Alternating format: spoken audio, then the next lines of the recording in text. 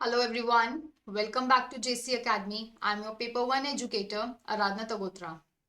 In today's class, we are going to discuss the sure short topics of UGC NET paper 1 and I know बहुत सारे students इस video का wait करते हैं बेसब्री से कि मैम प्लीज आप ऐसे टॉपिक्स हर एक यूनिट से बता ही दीजिए, ठीक है, जो एग्जाम में आएंगे ही आएंगे और हमारे 2 से 3 क्वेश्चंस बिल्कुल ठीक हो जाएंगे उस यूनिट में से और हम एक सेफ स्कोर पर अराइव कर सकेंगे. So here I am on students demand with yet another interesting video on sure short topics. Let's start the class. Teaching aptitude. Teaching aptitude में आपको ये सब टॉपिक्स पढ़ने हैं. ये most frequently repeated short short topics हैं. देखिए सबसे पहले आता है हमारा लेवल्स ऑफ टीचिंग. ठीक है, 3 लेवल्स होते हैं, memory, understanding and reflective level. आपको इसके फीचर्स पढ़ने हैं. ठीक है, किसको थॉटफुल लेवल बोला जाता है, किसको थॉटलेस लेवल बोला जाता है. कभी कभी बहुत बेसिक क्वेश्चंस भी आते हैं और कभी कभी थोड़े कैरेक्टरिस्टिक्स या फीचर्स को लेकर मल्टीपल स्टेटमेंट क्वेश्चंस भी आ जाते हैं. Then same goes for the teaching models, which is pedagogy, andragogy and heutagogy.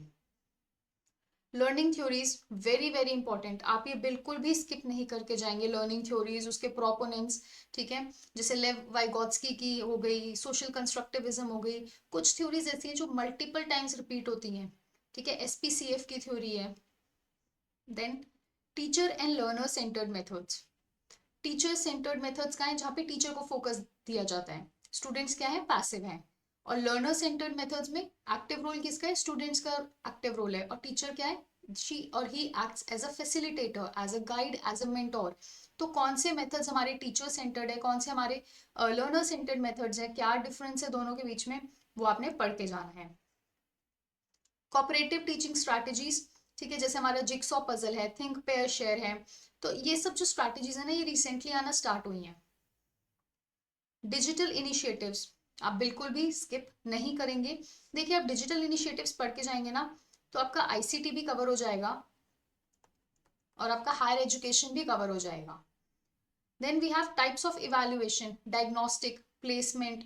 ठीक है, सम्मेटिव, फॉर्मेटिव, उसके फीचर्स क्या है, फॉर्मेटिव कब यूज किया जाता है, सम्मेटिव के क्या एग्जाम्पल्स हैं, ये सब चीजें पढ़ के जानी है. Metacognition in human memory. अभी जो ह्यूमन मेमोरी है उससे बहुत सारे क्वेश्चंस बन रहे हैं. ठीक है, काफी कंफ्यूजिंग क्वेश्चंस भी बनते हैं और बहुत बेसिक क्वेश्चंस भी बनते हैं. आप ये स्किप नहीं करेंगे. And then the teaching software, क्योंकि अब आईसीटी का रोल है, कंप्यूटर जो है, हमारी टेक्नोलॉजी जो है बहुत ज्यादा एडवांस होती जा रही है. सो टीचिंग सॉफ्टवेयर आप पढ़ के जाएंगे. फिर आता है हमारा रिसर्च एप्टीट्यूड. देखिए आप यूजीसी नेट का एग्जाम क्यों दे रहे हैं, आपने आगे जाके या तो असिस्टेंट प्रोफेसर बनना है या फिर आपने एक रिसर्च स्कॉलर बनना है. सो अगर यूजीसी में आप टीचिंग एप्टीट्यूड और रिसर्च एप्टीट्यूड के अगर आपके हायर लेवल क्वेश्चंस भी आते हैं ना, तो सजेस्ट आई वुड सजेस्ट, मतलब मैं बहुत ज्यादा खुश होंगी कि हाँ यूजीसी नेट एक्चुअली में जो जिस चीज के लिए वो चाहता है ना बच्चे, वो उस हिसाब से बच्चे प्रिपेयर भी कर रहे हैं और वो उस हिसाब से क्वेश्चन भी पूछ रहा है. सो टीचिंग एप्टीट्यूड और रिसर्च एप्टीट्यूड से आप इंटर डिसिप्लिनरी यूनिट्स, ठीक है, जैसे रिसर्च के साथ आईसीटी मिक्स कर दिया या टीचिंग के साथ हायर एजुकेशन मिक्स कर दिया, तो आप वो 2 यूनिट्स का कंबाइंड क्वेश्चन भी देख सकते हैं. उसके बाद आता है research aptitude. Types of research, ठीक है, एक्सप्लेनेटरी, एक्सप्लोरेटरी, और उसके बाद हमारी बहुत सारी बेसिक रिसर्च, अप्लाइड, एक्शन. कौन सी रिसर्च का क्या फीचर है वो आपने पढ़ना है. Variables and measurement scales. Types of variables, dependent, interdependent, intervening, mediators, moderators, extraneous, confounding. There are so many types of variables. कौन सा वेरिएबल कब यूज होता है या कौन सा वेरिएबल दूसरे वेरिएबल से किस तरह से डिफ्रेंशिएट करता है, वो आपने पढ़ना है. Measurement scales, which is NOIR, इसके फीचर्स, ठीक है, प्लस इसके एग्जाम्पल्स, आप ये सब कुछ पढ़ के जाएंगे. ठीक है, इसको असेंडिंग ऑर्डर, डिसेंडिंग ऑर्डर, ठीक है, वो किसी भी तरह से, किसी भी पैटर्न से, मैच द फॉलोइंग के फॉर्म में भी वो क्वेश्चंस पूछ सकते हैं. Steps of research her bar repeat होता है किसी ना किसी फॉर्म में.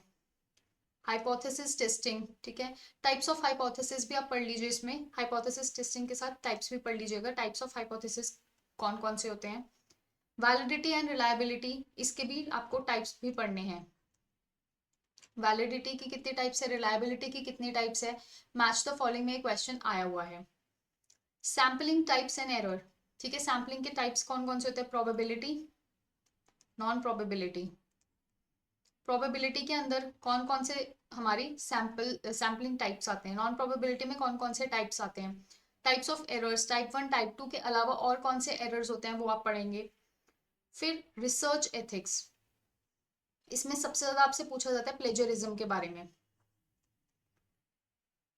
प्लेजरिज्म के टाइप्स भी होते हैं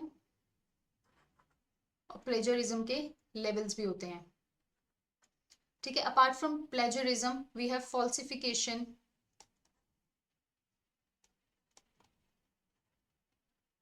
we have fabrication, we have manipulation। ठीक है, तो ये जितनी भी चीजें हैं ना, अगर आपको इसकी बेसिक डेफिनेशन भी पता है और ये अगर मैच द फॉलोइंग में आ जाता है या फिर वो वन वर्ड जो डायरेक्ट क्वेश्चंस आते हैं उसमें भी आ जाता है तो आप ये अटेम्प्ट कर पाएंगे। उसके बाद रेफरेंस स्टाइल्स, पहले तो वो एपीए एमएलए बेसिक पूछते थे बट आजकल वो एपीए का फॉर्मेट पूछने लगे हैं। ठीक है, 4 आपको वो ऑप्शंस दे देंगे कि DOI दिया है, नेम एंड ऑथर दिया है, ईयर दिया है, जर्नल का नाम दिया है, इसको अरेंज कीजिए कि एपीए स्टाइल में कैसे वो जो रेफरेंस है वो दिया जाता है। तो आपको वो चीज़ें पता होनी चाहिए। And then numericals, basic numericals आते हैं, आपको फॉर्मूलाज पता होने चाहिए और आपको पता होना चाहिए कौन सी वैल्यू किस जो वेरिएबल है उसको डिनोट करती है, and then you can simply apply the formula. उसके बाद आता है कम्युनिकेशन, ये सबसे छोटी यूनिट है और सबसे इजी यूनिट होती है।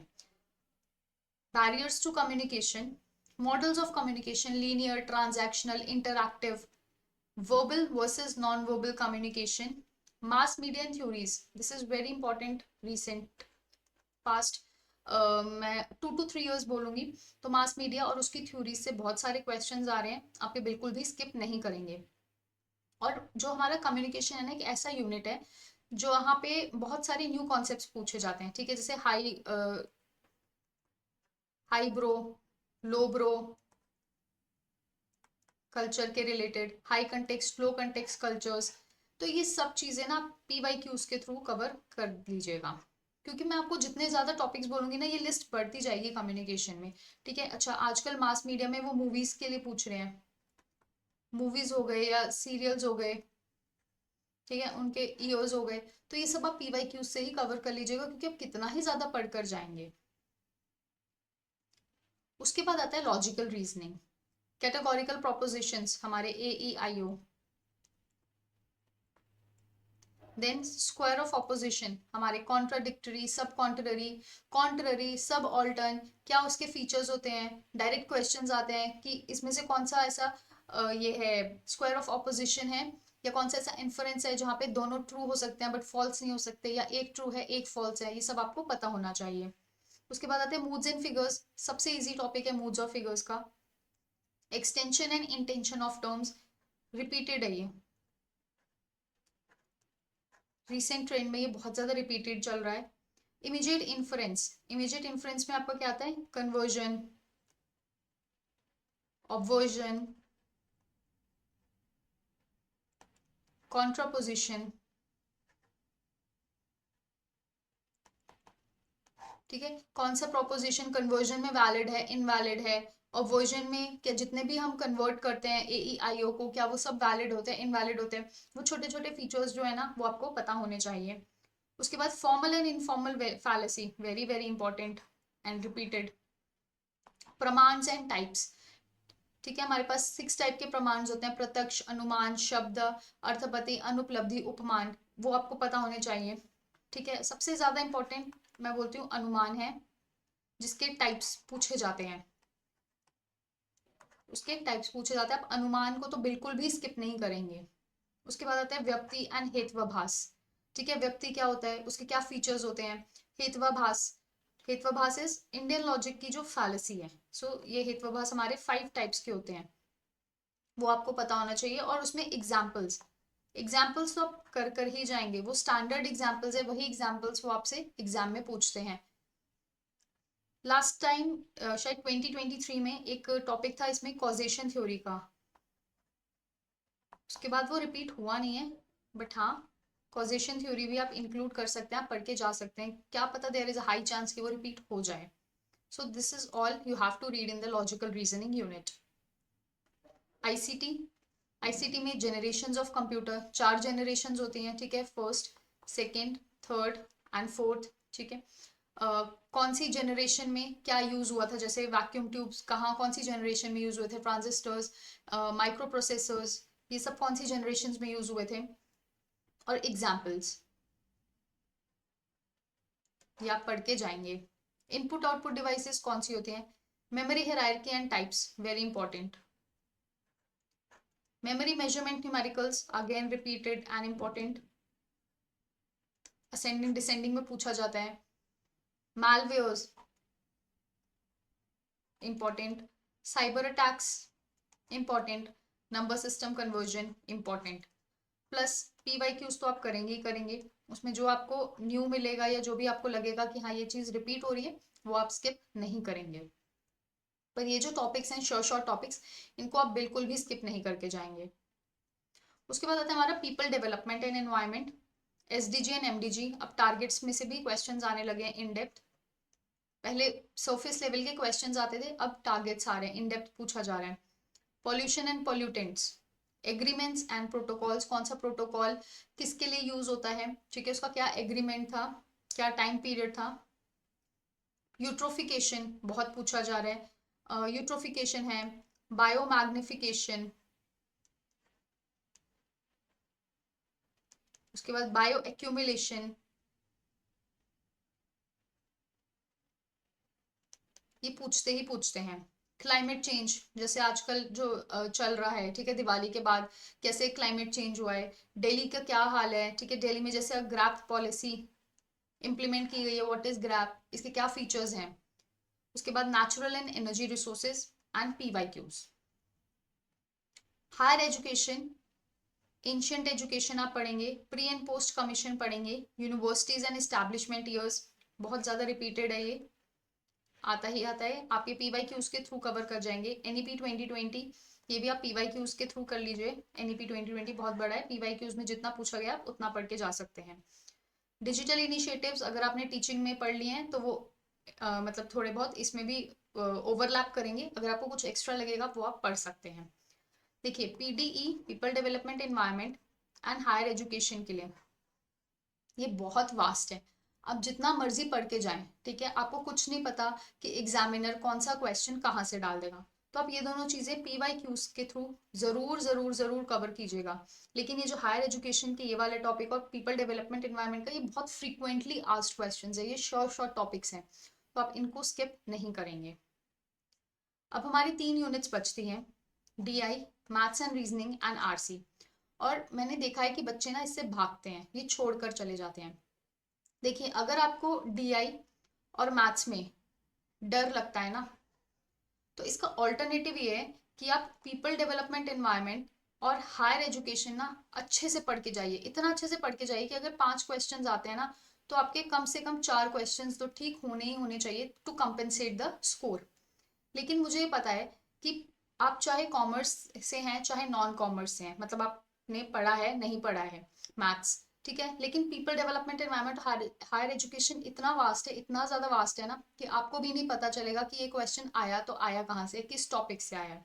तो अगर आप DI और मैथ्स, देखिए अब ज्यादा टाइम नहीं बचा है, ठीक है, मैं नहीं बोलूंगी 5 साल के 10 साल के कर लीजिए, आप 2022 या इवन 2023 से 2025, ठीक है, 2 या 3 साल के अगर आप प्रीवियस ईयर क्वेश्चंस भी लगा जाएंगे ना, तो they are more than sufficient. क्यों? क्योंकि पेपर 1 के जो मैथ्स और हमारा DI आता है ना, वो बहुत बेसिक आता है, बहुत हाई लेवल का नहीं आता है। और ये तीनों ऐसे टॉपिक्स है ना जहां से आपको 15 क्वेश्चंस आने ही आने हैं। इसका मतलब अगर आप 15 को 2 से मल्टीप्लाई करेंगे, यानी आपके 30 मार्क्स कहीं भी नहीं जा रहे हैं। अगर आपके 5 के 5 नहीं भी सही होते हैं, 4 भी सही होते हैं DI में, मैथ्स रीजनिंग में भी 4, और RC तो आई वुड सजेस्ट कि आप जब प्रैक्टिस करेंगे PYQs, तो आप डेली का ना एक RC लगा ही लीजिए, डेली नहीं लगाना, ऑल्टरनेटिव डेज लगा लीजिए, तो RC 5 के 5 सही होने ही होने चाहिए।